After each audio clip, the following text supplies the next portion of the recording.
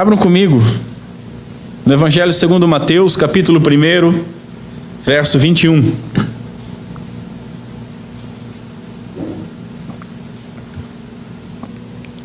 Diz assim a santa palavra do Senhor: E ela dará à luz a um filho, e lhe porás o nome de Jesus, pois ele salvará o seu povo dos pecados deles. Até aqui. Vamos orar mais uma vez. Senhor Deus, nosso Pai, tem misericórdia ainda das nossas vidas. Ajuda-nos, Senhor, na nossa debilidade, que o Teu Santo Espírito possa glorificar o Teu santo nome em nosso meio. Me ajuda a expor esse texto, Senhor. Ajuda todos os meus irmãos e todos aqueles que forem ouvir a entender, que o Teu Santo Espírito possa regenerar corações, trazer arrependimento, conceder fé. Nós confessamos as nossas debilidades, Senhor, e que sem Ti nós nada podemos fazer. Por isso tudo que nós estamos fazendo, fazemos em Teu santo nome, para a honra e glória dEle. Invocamos o Teu nome e pedimos auxílio ao Teu nome. Amém. Dia 31 de dezembro, mais um ano se foi. E eu poderia fazer uma retrospectiva, poderia trazer alguma palavra de agradecimento ou de arrependimento pelo ano que passou, ou poderia trazer alguma palavra com alguma perspectiva. Eu até publiquei no Facebook, nós estamos indo para 2018 e ainda tem líderes dizendo que esse é o ano da vitória, esse é o ano da colheita, querendo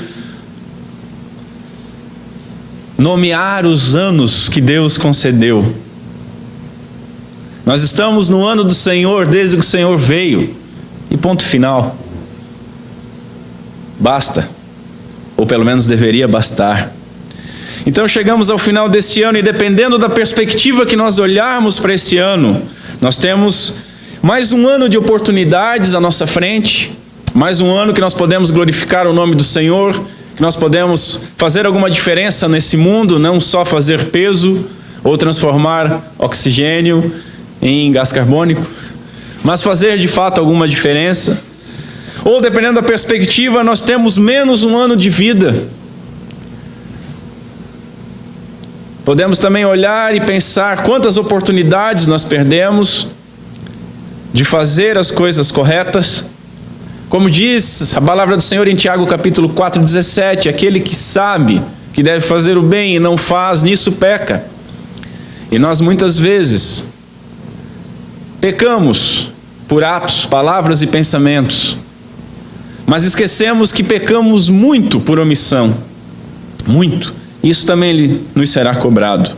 Mas falando a respeito de um final de ano, o que é certo é que estamos mais próximos do retorno do nosso Redentor, daquele que nós cantamos esta manhã, que vive, que venceu a morte, que com sua morte matou a morte, com aquele que encarnou em Belém da Judéia, com aquele que cumpriu todas as promessas, com aquele que nos mostrou verdadeiramente quem é Deus, de uma maneira que nós pudéssemos compreender o poder, o amor, a justiça, a glória, a misericórdia do nosso Deus. Nós temos muito por agradecer, meus senhores, em todas as áreas. Também temos muito o que pedir, é óbvio. Sendo uma época essa de Natal, porque estamos próximo ainda à data em que se comemora o nascimento de Cristo Jesus, e sempre vai ter alguns grupos que vão dizer, mas ele não nasceu nessa época. Tudo bem, meu querido. Mas isso é uma festa pagã. Mas não sei o que lá. Mas não sei aquele outro. Que tal nós pararmos de tanta bobeira, tanta bobagem, e aproveitarmos um momento em que há uma possibilidade mundial de as pessoas prestarem atenção no que Deus fez há cerca de 2000 anos atrás. ao se cobrir da nossa natureza, da nossa carne, mas sem pecado, habitar entre nós, Emanuel, Deus conosco. E por que não aproveitar também essa oportunidade para lembrar que se Cristo Jesus teve que vir, é porque havia algo importantíssimo para ele fazer. Ele não veio passear, ele não veio checar como é que estava o mundo, ele veio salvar, e salvar os seus. Se ele veio, é porque havia um povo condenado. Se ele veio, é porque o meu pecado, o seu pecado e o nosso pecado em Adão fez necessário a sua vinda. Então, sendo uma época de Natal e sendo, como nós vimos em 1 João, a encarnação do Messias, algo tão fundamental à redenção, pois sem encarnação não há redenção, é uma época boa para relembrarmos o nascimento de Cristo e relembrarmos quando a maravilhosa graça de Deus nos visitou, esteve entre nós. Como diz o apóstolo João, os apóstolos viram, ouviram, tocaram e são testemunhas disso. E através do Espírito Santo de Deus, crendo nesse testemunho, nós temos o próprio Espírito testemunhando em nossos corações que o Messias esteve entre nós. Portanto, o mais fundamental agradecimento deve estar ancorado em Cristo Jesus e na sua obra graciosa, na sua obra amorosa e na sua obra excelente. Portanto, o mais fundamental e urgente pedido deve ser para que Deus nos guarde e nos preserve em sua graça. Não somente nesse ano que vai se iniciar, mas em toda a nossa vida. E nisto nós podemos ter confiança. Sabemos, como nós vimos na exposição de 1 João, sabemos que somos de Deus. Sabemos que somos filhos de Deus. Ele nos deu os testes para isso. O que nutre essa confiança é o conhecimento da Escritura. É através do conhecimento da santa palavra de Deus que nós vamos ter a fé, que nós vamos ter de fato o conhecimento para afirmarmos, sabemos que somos de Deus, que somos filhos de Deus, porque a palavra de Deus nos diz isso. Ela revela aquilo que foi nos feito pelo Pai em Cristo Jesus, e sobre isso eu falarei hoje. Ora, Cristo é o ser mais excelente que pisou nessa terra. Quando muitos ainda ficam balbuciando que o melhor de Deus está por vir, eu fico incomodado, porque talvez eles não tenham entendido que o melhor de Deus veio e habitou entre nós. O que será que eles esperam como o melhor de Deus? Haveria alguém mais excelente que Cristo Jesus? Haveria alguém que faria algo mais excelente que Cristo Jesus nos fez, gratuitamente e imerecidamente na cruz do Calvário? Dada a sua majestade, ainda que ornada de simplicidade, a sua encarnação ela foi envolta por grandiosos acontecimentos. A encarnação de Cristo Jesus, com toda a sua simplicidade, envolveu muito acontecimentos peculiares, grandiosos, algumas coisas simples, como a chamada de simples pastores que estavam no campo para verem o Messias em primeira mão. As profecias foram se cumprindo. Nós temos uma virgem, uma moça nova, grávida. Nós temos um esposo temente a Deus. Nós temos um massacre de crianças. É muito natural as pessoas ficarem lembrando no Natal de Cristo Jesus, do seu nascimento, mas esquecem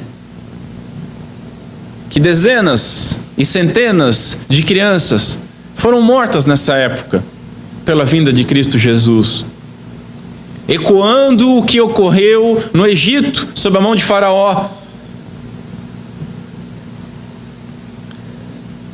Aquele pelo qual todo o universo fica pequeno, aquele pelo qual todas as coisas que nós vemos foram criadas e sem ele nada do que nós vemos teria sido criado, aquele pela qual sustenta todas as coisas pelo poder da sua palavra. Mas durante um tempo ficou limitado a um ventre, ficou limitado como uma criatura mortal. José, pronto a abandonar Maria secretamente, ele tem um sonho com um anjo lhe explicando o que estava vendo, porque ele não poderia compreender naturalmente. É o contexto do texto que nós vamos expor. São nas palavras de Deus, santo e poderoso, proclamadas por esse anjo, que nós vamos meditar então. E ela lhe dará à luz a um filho. Ele porás o nome de Jesus, porque ele salvará o seu povo dos seus pecados ou dos pecados deles. E o meu primeiro ponto é pecados deles. O problema da humanidade.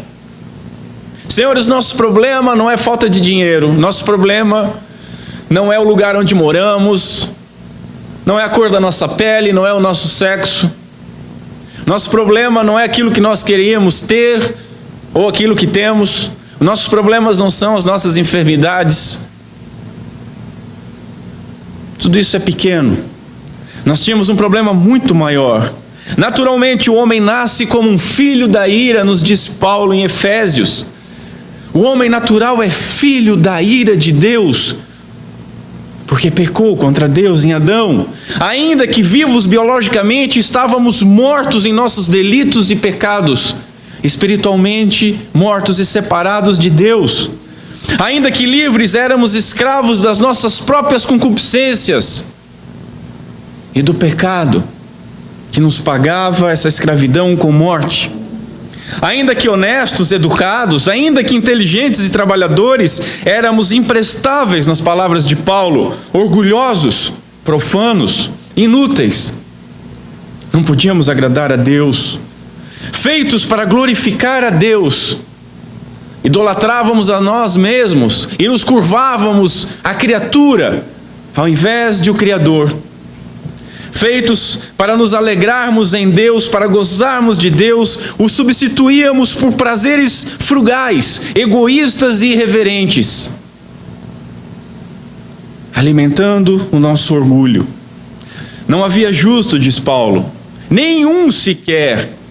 Eram todos inúteis, diz Paulo. Não buscávamos a Deus, e ele ainda diz que nós nem ao mesmo poderíamos buscá-lo. Pois na carne nós não poderíamos nos inclinar à lei de Deus, não poderíamos nos inclinar ao Espírito. Veja, Jesus não veio ao mundo porque éramos importantes.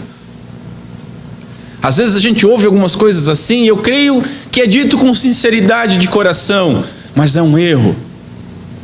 Jesus não veio ao mundo porque nós somos tão importantes ao ponto de ele vir. Jesus veio ao mundo porque nós estávamos tão perdidos que somente Cristo Jesus seria capaz de nos salvar. Essa é que é a grande realidade. Ele veio para a glória de Deus e para Deus ser glorificado em sua obra e ser glorificado na nossa salvação. Jesus não veio porque éramos especiais ou porque nós éramos bons. Ele não veio reunir um grupo de pessoas boas, mas ele veio porque em Adão afrontamos a Deus. E afrontamos a Deus de tal maneira que somente a eternidade inteira no inferno poderia nos fazer entender o tamanho da afronta que foi feita no Éden. Mas há um outro lugar que nós podemos entender o tamanho dessa afronta. Não precisamos passar pelo inferno, mas podemos olhar para a cruz do Calvário. Na cruz do Calvário nós entendemos o tamanho do problema, o tamanho da afronta, a perversidade da afronta. Na cruz do Calvário nós vemos o justo e santo recebendo aquilo que o seu povo merecia. Por isso aquele menino nos foi dado.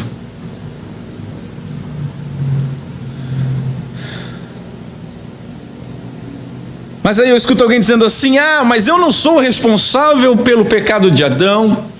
Eu escuto uma voz ecoando Caim: agora eu sou o tutor do meu irmão, eu não tenho nada a ver com Adão, o que Adão fez é problema dele, olhe então para a sua própria vida. Pecado sobre pecado. Antes da luz do Evangelho brilhar sobre nós, o que nós fazíamos? Banhados na lama, nos cobríamos de mais e mais lama.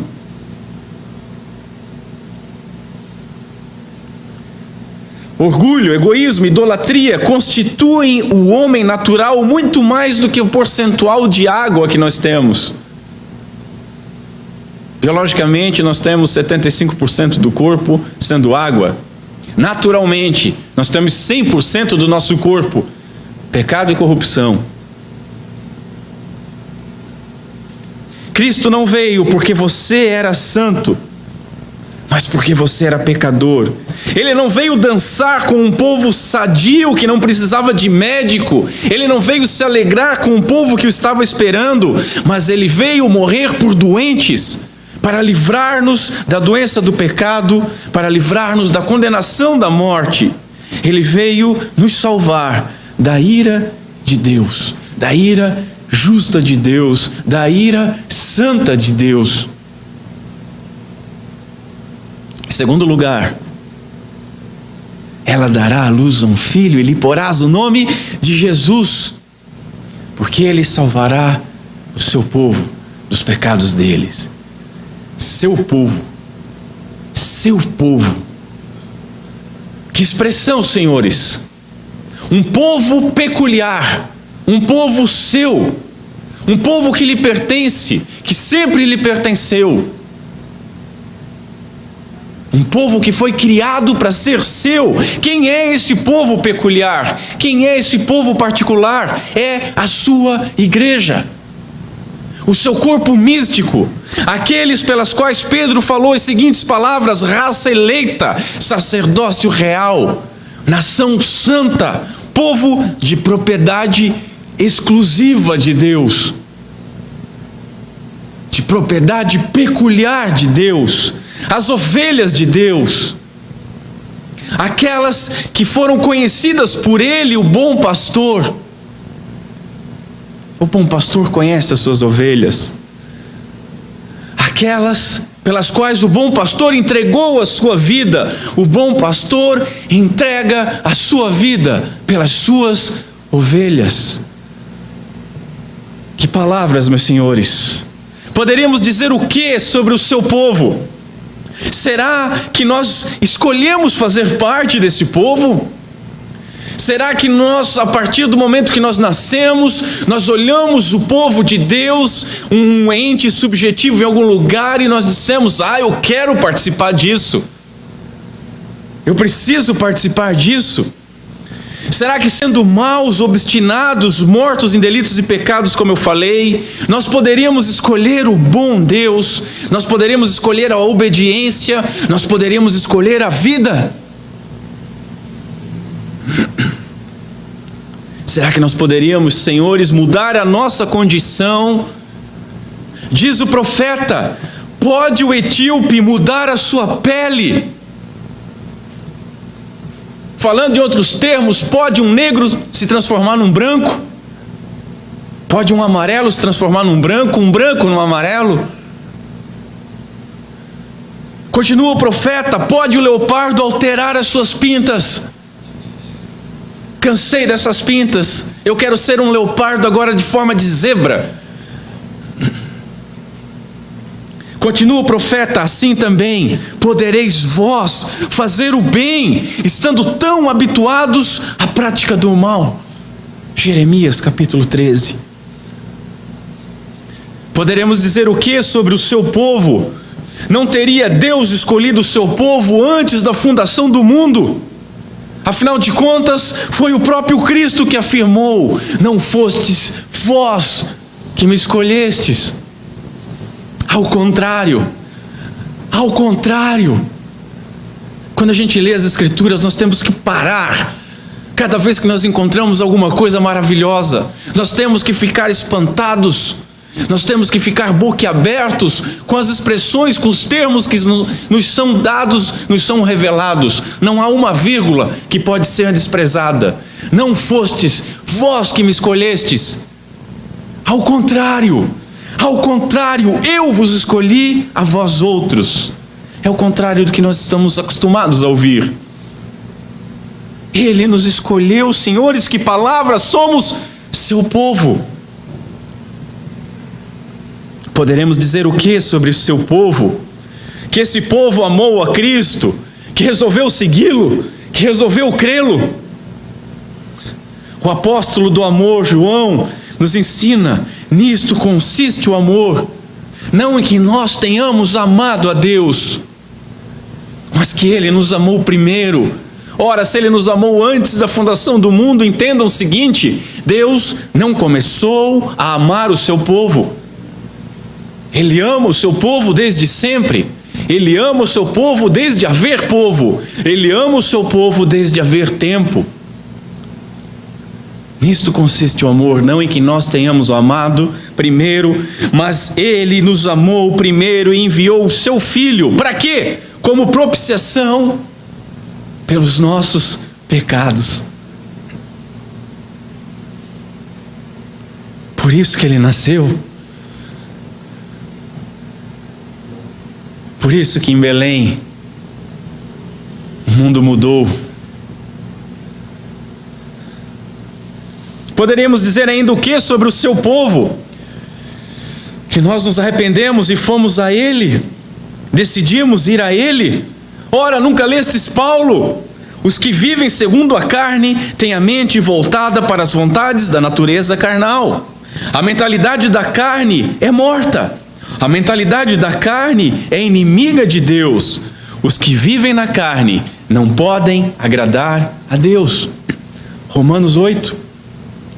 Ora, Cristo nos ensina que Ele veio a nós. Ele veio a nós. Assim como afirma o profeta Jonas em 2:9, a salvação é do Senhor, a salvação vem do Senhor, ou a salvação pertence ao Senhor. Ora, Cristo afirmou que quem não foi regenerado não pode nem ao menos ver o reino. Nem ver o reino. Senhores, como é que nós poderíamos nascer por nós mesmos? Se não poderíamos nem ver o reino, não poderíamos ver a lei, não poderíamos ver a santidade de Deus, não poderíamos comparar e contrastar a santidade de Deus com a nossa condição pecaminosa. Um coração de pedra não pode se arrepender, um coração de pedra não pode crer. Mas Deus dá o primeiro passo. Portanto, Ele veio para um povo pecador que não merecia nada, nem mesmo misericórdia. Pois quem de nós pode dizer: eu merecia a misericórdia de Deus? Nem mesmo a misericórdia merecíamos. Paulo se definiu como o pior, como o primeiro, como o principal dos pecadores. E essa deveria ser a concepção que cada um de nós tem de si próprio. Cristo veio a mim, eu que sou o pior, eu que sou o primeiro, eu que sou o principal dos pecadores. Ou você é melhor que Paulo? Cristo veio para o seu povo, povo que o Pai escolheu, pelo beneplácito da sua vontade, pelo bem-querer da sua vontade, pelo desejo livre da sua vontade. Você já viu alguém nascer sozinho? Você pode dizer assim, aliás, tem a expressão comum, né, do revoltadinho de 14 anos: eu não pedi para nascer. Nós não pedimos para nascer, muito menos para renascer. Nós não poderemos nascer por geração espontânea, muito menos ser regenerados espontaneamente. Ou você já viu um morto ressuscitar sozinho? Um morto decidir ressuscitar. Isso nos leva ao terceiro ponto. Ela dará à luz a um filho, lhe porás o nome Jesus, porque Ele salvará o seu povo dos pecados deles. Ele salvará o seu povo. Ou seja, o problema foi resolvido. Uma dívida que havia, ela foi paga. Ela foi paga. Jesus Cristo não veio a esse mundo criar uma possibilidade, meus senhores. Jesus veio trazer vida. Jesus veio salvar o seu povo. O texto poderia ter dito assim: ela dará à luz a um filho, e lhe porás o nome de Jesus, apesar de haver uma contradição, já que Jesus significa Jeová salva. E ele proporcionará um caminho excelente para aqueles que se arrependerem de seus pecados, irem a Deus, se quiserem. Não. A palavra de Deus nos diz: Ele salvará o seu povo. Que palavras, senhores, que confiança, que glória, que honra. Que palavras, meus senhores, para nos deixar humildes. Pois nós não merecíamos nem a misericórdia, como nós falamos. Não pedíamos nada, não desejávamos nada. Só nos restava uma caminhada por um caminho largo, por uma condenação eterna. Mas Ele veio até nós e Ele salvou o seu povo. Que palavras, senhores! Ah, mas isso traz soberba. Não. Isso traz humildade. Nós somos dependentes dEle. E se estamos hoje reunidos, e se estamos hoje no seu corpo místico, e se hoje nós podemos dizer que somos o seu povo, que somos seus filhos, que somos a sua igreja, é porque o texto diz que Ele salvará o seu povo. Por isso o apóstolo João diz: sabemos que somos de Deus. Por isso o apóstolo João diz: somos seus filhos, ainda não se revelou aquilo que nós seremos, mas o dia que Cristo voltar, nós o veremos como Ele é, e seremos transformados plenamente na sua imagem. Mas já somos seus filhos, sabemos disso. Que palavras, senhores! Jesus, Ele não veio criar uma possibilidade, Ele veio fazer algo. E Ele fez. Se até o Bope diz que missão dada é missão cumprida, você acha que o Filho de Deus falharia na sua missão? Você acha que o Filho de Deus derramaria em vão o seu sangue? O que Jesus brada na cruz do Calvário? Está consumado. Ele poderia ter dito assim: está pavimentado, venha quem quiser. Ele poderia ter dito assim: preenchi um cheque, assinei, basta você ir trocar. Mas se for para falar de cheque, esse cheque é nominal desde antes da fundação do mundo, quando os nossos nomes estavam escritos no livro da vida. Por isso, ela dará à luz a um filho, e Ele salvará o seu povo. Salvará o seu povo. A pena pela quebra do pacto das obras foi paga pelo Cordeiro Santo, pelo Redentor puro, pelo nosso Senhor encarnado. Deus não muda, senhores. Deus do Antigo Testamento é o mesmo Deus do Novo Testamento. Foi dito a Adão: governe a terra, crescei e multiplicai-vos, cuide de tudo, usufrua de tudo, só não faça uma coisa: não coma desta árvore, porque o dia que dela comeres, certamente morrerás. Adão e Eva comem. Deus não muda. A morte entrou no mundo. Deus não muda. Veja, o pacto da graça não anula o pacto das obras. O pacto da graça vem para satisfazer a Deus que foi vituperado no Éden. Que coisa gloriosa, senhores! O pacto da graça é o próprio Evangelho. O Evangelho não é aquilo que nós podemos fazer para Deus, mas aquilo que Ele fez em Cristo Jesus por nós. Ele levou a nossa punição, os nossos pecados. A ira de Deus foi despejada sobre Ele. O juízo de Deus foi derramado sobre Ele. Nós tínhamos uma dívida, e esse escrito da dívida estava na cruz do Calvário, e foi pregado na cruz do Calvário. Estamos em Cristo, com Ele morremos. Essa dívida não é mais cobrada do seu povo, porque Ele veio salvar o seu povo.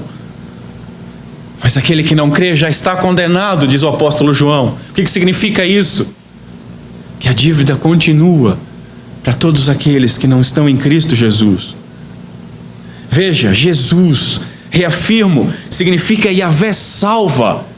Mas quem que Ele salva? O seu povo. Você ouviu a voz do bom pastor? Você ouviu a voz do bom pastor? Você creu quando ouviu a voz do bom pastor?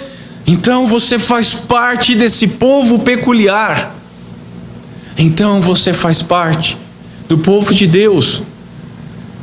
Então você é filho de Deus em Cristo Jesus, porque está escrito: mas a todos quantos receberam a Cristo, deu-lhes o direito de serem feitos filhos de Deus. Notem, feitos. Ninguém se transforma, somos feitos. E o texto ainda continua: não pela vontade do homem, não pela vontade da carne, não por vontade de ninguém, mas por Deus, pela vontade de Deus. João capítulo 1, verso 13. Por quem Cristo morreu? Vamos ouvir o próprio Cristo: eu sou o bom pastor, eu conheço as minhas ovelhas, entrego a minha vida. Por quem? Pelas minhas ovelhas. Pelas minhas ovelhas. Por quem Cristo morreu? Hoje nós vamos celebrar a ceia do Senhor. Jesus instituiu esse sacramento. Quando Ele instituiu esse sacramento, o que Ele nos disse? Este é o sangue da nova aliança. Glória a Deus. Derramado em benefício de muitos. Veja, Ele veio salvar o seu povo.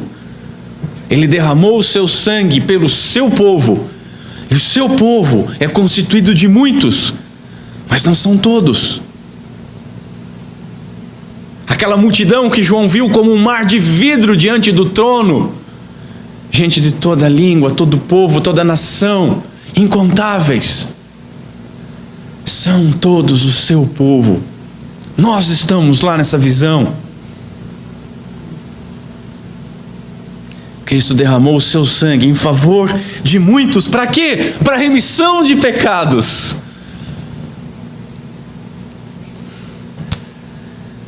Não questione a Deus, meu irmão, creia. Jesus não morreu por todos, Ele morreu pelo seu povo, Ele morreu pelas suas ovelhas, e as redimiu, e as salvou completamente, totalmente, definitivamente, eternamente. Isaías disse o seguinte, lá no capítulo 53, Ele verá. Aqui as pessoas podem dizer: mas é porque Ele usou de presciência. Você pode dar o pulo que quiser, mas o texto diz: Ele verá. Verá o quê? O fruto do penoso trabalho da sua alma, e ficará satisfeito. Cristo Jesus sendo moído, porque a Bíblia diz que agradou a Deus moer o seu Filho por nós. Mesmo sendo moído, viu o fruto do penoso trabalho e ficou satisfeito, a tal ponto de dizer: está consumado, a tal ponto de dizer: Pai, em tuas mãos entrego o meu espírito. Sua alma e ficará satisfeito o meu servo, o justo, com o seu conhecimento.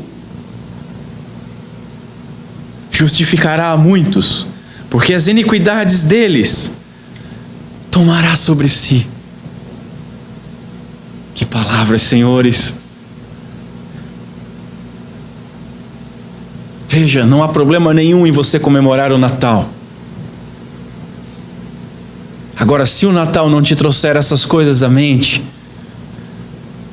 você é o mais pagão dos pagãos. Em quarto lugar, ela dará à luz um filho e lhe porá o nome de Jesus, porque Ele salvará o seu povo dos pecados deles.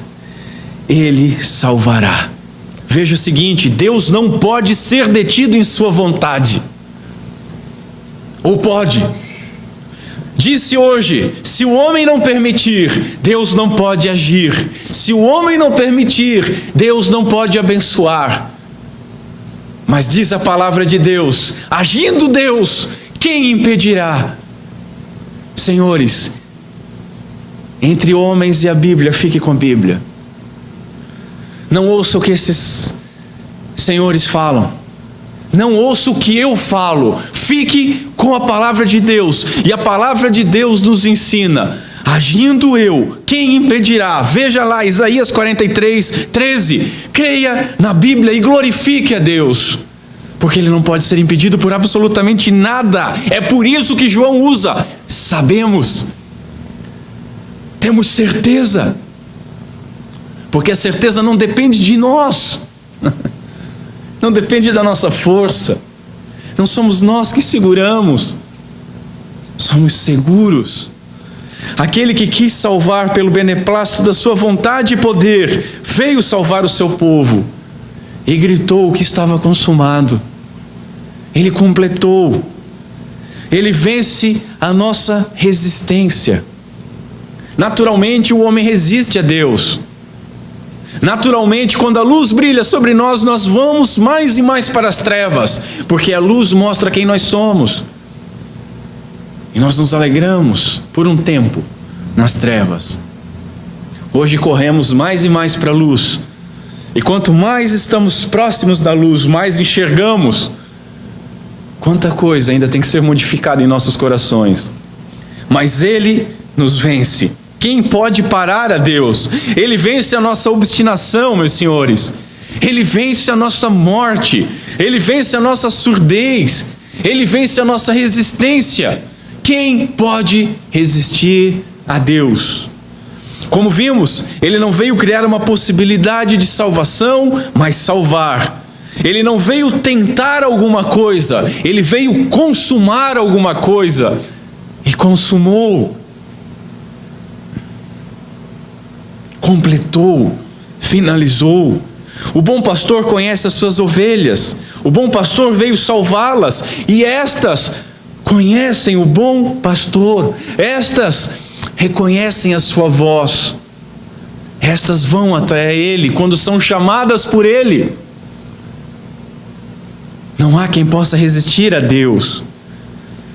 Fiquemos com Cristo novamente. Ainda tenho outras ovelhas que não são desse aprisco. Você, eu, nós. Ainda tenho outras ovelhas que não são deste aprisco.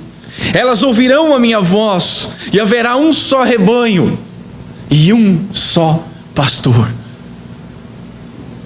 Você ouviu a voz do pastor? Quando o pastor chamou, você ouviu a voz? Então você tem motivos para louvar a Deus, porque você é seu povo e porque Ele veio te salvar.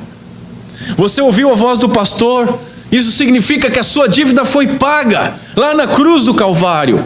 Isso significa que você foi escolhido muito antes de haver mundo. Isso significa que você foi plenamente perdoado. Isso significa que você foi regenerado. Isso significa que se você ouviu, você foi chamado. E se você foi chamado e ouviu, você foi justificado. A justiça de Cristo é a sua justiça. Mas diz mais: se você ouviu a voz do bom pastor, significa que você foi glorificado. Você foi glorificado. É um futuro perfeito. Isso nos leva para o quinto e último ponto. Ela dará à luz a um filho e lhe porás o nome de Jesus, porque Ele salvará o seu povo dos pecados deles. Lhe porás o nome de Jesus, Jeová salva, porque Ele salvará o seu povo dos pecados deles. Você vai ter que decorar isso nesta manhã. Se você não decorar isso esta manhã, você não decora nunca mais. Isso dá motivos para você passar 2018 inteiro agradecendo por toda a sua vida. E aí quando chegar no final de 2018, você começa a agradecer de novo.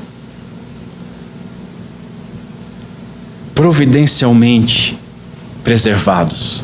A providência de Deus, o poder pleno de Deus em fazer a sua vontade acontecer, nos preserva, nos segura, nos sustenta. Veja, aquele que escolheu, aquele que enviou, aquele que morreu, aquele que chamou, aquele que buscou, aquele que perdoou, é aquele que preserva. Será que ele faria tudo isso? Em um determinado momento ele lavaria as mãos, tal qual Pilatos, e diria: agora vocês estão por sua conta e risco. Se nós nos salvássemos, nós poderíamos falhar, mas ele não falha. Se nós nos guardássemos, nós poderíamos fraquejar e cair e falhar, nós poderíamos nos perder. Mas o que Cristo diz? Eu não perdi nenhuma das ovelhas que me deste. Você compreende isso? Você compreende isso, meu Senhor? Que alegria, que confiança! Ele não pode ser vencido, ele não pode ser frustrado. Paulo nos ensina o seguinte: estou plenamente convicto de que aquele que iniciou a boa obra em vós há de concluí-la até o dia de Cristo Jesus. Ele iniciou a boa obra em você. Se ele iniciou, ele há de concluí-la. Essa é a nossa esperança, crente. Essa é a nossa esperança. Às vezes as pessoas vêm e dizem o seguinte: vocês são boçais. Vocês acreditam que não podem perder a salvação. E nós temos que responder o seguinte: não, meu Senhor, nós não somos boçais. O que acontece, o que ocorre é que não fui eu que me salvei, foi Cristo que me salvou. O que ocorre é que Ele me mantém salvo e não sou eu que me mantenho salvo. Porque se dependesse de mim, se dependesse em algum grau de mim, eu me perderia. Então nós não somos boçais, nós somos humildes. Porque nós sabemos em quem temos crido e que aquele que começou essa boa obra vai levar ela a termo até o dia de Cristo Jesus. A nossa esperança, meus senhores, é que aquele em que não há sombra de mudança, ele não muda, ele não desiste, ele não se engana, ele não volta atrás, ele não se arrepende. Aquele que é poderoso, ele não precisa se arrepender e voltar atrás, porque ele tem poder para executar exatamente o que lhe apraz. Aquele que é fiel, ele é fiel, não somos nós. Aquele que é fiel nos guarda do maligno. Lembra que nós vimos isso também em 1 João? Nós somos de Deus e o mundo jaz, dorme, descansa, está morto no maligno. Aquele que nasceu de Deus,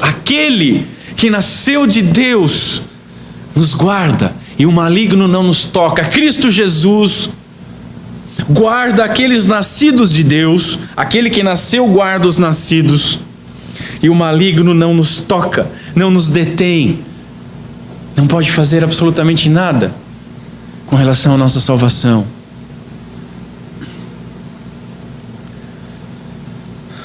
Cristo Jesus nos guarda, senhores, de nós mesmos.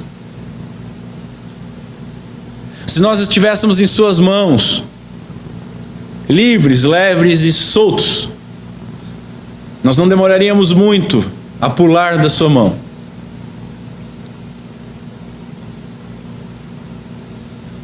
Demoraríamos menos do que Adão e Eva demoraram para comer da árvore proibida. Tenha certeza disso. Mas é Ele que nos guarda. Nós estamos nas mãos do Pai. E não há ninguém maior que o Pai, diz Cristo Jesus.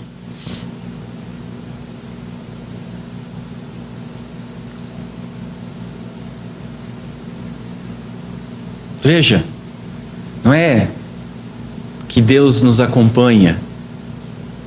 Deus não acompanha ninguém, meus senhores. Que Deus te acompanhe, ou seja, para onde você for, que Deus vá atrás resolvendo os problemas. Não. O pastor vai à frente das ovelhas. Deus nos guia. Deus nos guarda. Não é nós que seguramos a sua mão, é Ele que nos segura e sustenta. De tal maneira que toda honra e toda glória é sempre dele. Paulo nos diz que nada pode nos afastar do amor de Deus. Você consegue compreender o que é nada? Nada pode nos afastar do amor de Deus. E aí Paulo vai listando: nem altura, nem profundidade, nem morte. Nada. Nem os nossos pecados. Nada. Cristo diz que das mãos do Pai ninguém pode ser tirado. Eu já falei isso para os irmãos: ninguém é um coletivo que inclui todos. Todas as pessoas que estão ali, se alguém, uma sair, já seria uma negação. Mas ninguém pode sair. Você é alguém, correto? Significa que você não pode sair. Mas ainda você pode dizer mais uma vez: mas e se eu quiser sair? Sério que você deseja sair? Você nutre em seu coração desejo de sair? Você nutre em seu coração desejo de trocar a fonte de água viva por uma fonte amarga? Trocar o pão do céu por um tira-gosto do inferno? Trocar o cálice do vinho da nova aliança, do sangue derramado em favor do seu povo, por um cálice de ira pura, sem misericórdia? É lógico que não, senhores. Eu sei que não. É nisto que descansamos, nele, porque ele efetua em nós o querer e o realizar. Até mesmo a nossa disposição de querer estar com ele é obra do seu Santo Espírito em nossos corações. Ele nos salvou e nos guarda. Ele nos amou antes do tempo e perdoou. Ele nos faz firmes e sustenta. Será assim ao longo do próximo ano, meus senhores. Será assim ao longo de toda a sua vida. Até o seu último suspiro. Quando você for conduzido ao trono do Pai. Será assim. Ele guardará. Portanto, devemos lembrar sempre de tudo o que Ele nos fez. Quando nós olhamos para a nossa vida e para os nossos problemas da perspectiva correta, nós seremos totalmente gratos a Deus. Nós vamos parar de olhar para problemas menores, para dificuldades menores. E aí você pode dizer: Alberto, mas você não sabe o que eu estou passando. Não, eu não sei. Ninguém sabe. Nem você mesmo sabe. Só Deus sabe exatamente o que você está passando. Porque você está nessa situação, sob os cuidados dele. Se você está sendo tentado, a tentação não é maior que o poder do livramento que ele dá.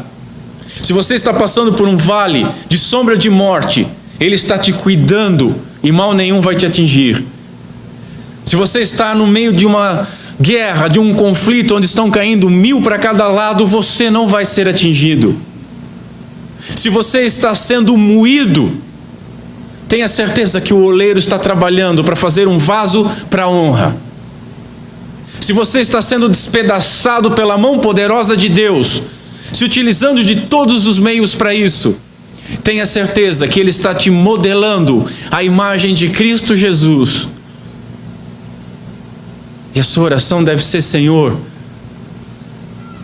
vai mais rápido, me dá graça e termina a tua obra. Viver é para ti, morrer é lucro. Essas palavras só têm sentido quando você olha da perspectiva correta. Devemos lembrar e olhar principalmente para o maior milagre. Hoje se oferece em muitos lugares concentração de milagres. Eu ainda não entendi o que significa isso. Eu entendo o que é um suco concentrado, mas eu não entendo o que é uma concentração de milagre. Explosão de milagres, eu também não entendo o que é isso. Hoje vai ter explosão de fogos, mas eu não entendo o que são milagres explodindo. Eu não consigo compreender essas coisas. Agora, houve um milagre na sua vida e na minha vida. Um milagre tão grande, tão maravilhoso, tão gracioso, tão misericordioso, que ele eclipsa todos os nossos problemas, todos os nossos desejos. Em certo momento, os discípulos chegaram para Jesus e disseram: quem pode ser salvo? Quem pode ser salvo? E Cristo Jesus olha para eles e diz: ninguém. Para o homem isso é impossível. Ao homem isso é impossível. Mas antes de haver um desespero, ele continuou e disse: mas para Deus não há nada impossível. Para Deus todas as coisas são possíveis. O maior milagre que você vai ver na sua vida é a sua regeneração. Mar abrir, bacana. Mortos voltarem, cego enxergar, demônios saírem, bacana. Sol se deter, um peixe engolir um homem, bacana. Rios se abrirem, machados serem levantados, pães sendo multiplicados, água sendo transformada no mais saboroso vinho. Glória a Deus por cada uma dessas coisas. Um exército maior e numeroso se matando entre si, e o exército do Senhor não precisando levantar uma espada. Glorioso, maravilhoso. Agora você tem que entender o seguinte: nada, absolutamente nada supera o milagre da regeneração. Absolutamente nada. O livro de Salmos nos diz que Deus fez o mundo com o poder dos seus dedos. E o profeta nos diz que com o poder do seu braço Ele nos salva. Para Deus não há nada difícil, para Deus não há nada complicado, mas a figura é clara. Mesmo a criação do mundo foi muito mais fácil para Deus do que a salvação sua e minha.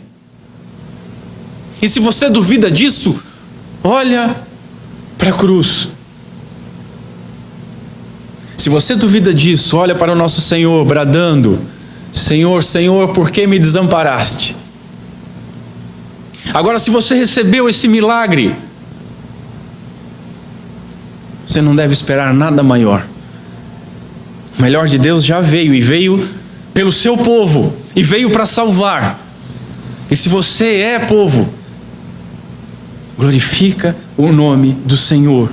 Portanto, lembrando do que Ele fez, perseveremos continuando, que Ele vai continuar nos preservando.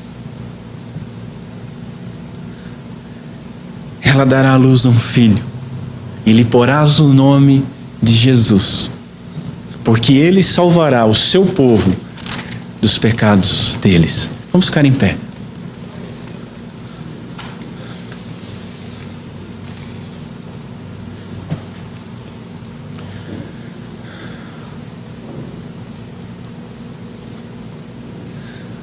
A encarnação foi um milagre maravilhoso. Como nós vimos em 1 João, sem encarnação não tem redenção. Agora notem o seguinte, meus senhores: o Senhor encarnou, mas aquela manjedoura está vazia. Vazia. O Senhor cresceu. A luz esteve conosco e nós nos alegramos por um tempo, diz João, até que essa luz foi para a cruz do Calvário. E lá na cruz do Calvário nem o sol quis brilhar. Ele salvará o seu povo dos pecados deles. Mas olha novamente para a cruz está vazia. Ele foi sepultado. E se você olhar para a sepultura também está vazia. E após a sepultura estar vazia, Cristo Jesus, como nos ensina Mateus, disse aos seus discípulos: todo poder me foi dado nos céus e na terra. Entenda o seguinte: a manjedoura está vazia, a cruz está vazia, o sepulcro está vazio, mas o trono está ocupado. E aquele que veio salvar o seu povo, salvou, e o mantém e o sustenta. E vai manter e sustentar até o dia, como diz Judas, que ele nos apresentará diante do trono do Pai. Que dia glorioso! Até lá, Ele estará nos guardando. Curva a sua cabeça. Senhor Deus, nosso Pai, obrigado pela Tua santa palavra. Obrigado pela Tua obra graciosa. Obrigado pelo Teu amor que não teve início. Obrigado pela Tua misericórdia, a qual nós não merecíamos. Obrigado porque Tu enviaste o Teu unigênito como propiciação pelos nossos pecados. Senhor, nós temos muito e muito para Te agradecer. Cada um de nós, seja com nossos 12 anos, com nossos 20, 30, 40, 70, 100 anos, nós teremos muitas coisas para Te agradecer diariamente, mas nada é tão excelente, nada é tão digno de lembrança, nada é tão digno de louvor, nada é tão digno de confiança, nada nos fortalece tanto para que nós possamos apanhar do mundo, sofrer o que tivermos que sofrer, e ainda assim caminhar de maneira altiva por esse vale de lágrimas, quanto a Tua obra de redenção que se iniciou com a encarnação. Obrigado, Senhor. O que eu posso dizer é obrigado, porque não existem palavras, Senhor. O que nós poderíamos dizer? Poderíamos somar palavras sobre palavras. Nós não merecíamos, nós éramos indignos, nós não Te procurávamos, nós continuamos não merecendo, mas a Tua graça continua estendida, o Teu amor nos confortando, a Tua mão nos segurando, o Teu Santo Espírito nos guiando, e a luz da glória da Tua majestade sobre nós, pelas quais nós devemos glorificar o Teu santo nome em toda e qualquer situação. Ajuda-nos, Senhor, porque nós somos fracos.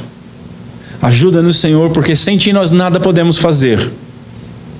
Concede-nos, por misericórdia, que nós tenhamos uma vida de piedade, de gratidão, que glorifique o Teu santo nome em tudo. É o que nós Te pedimos em nome de Cristo Jesus.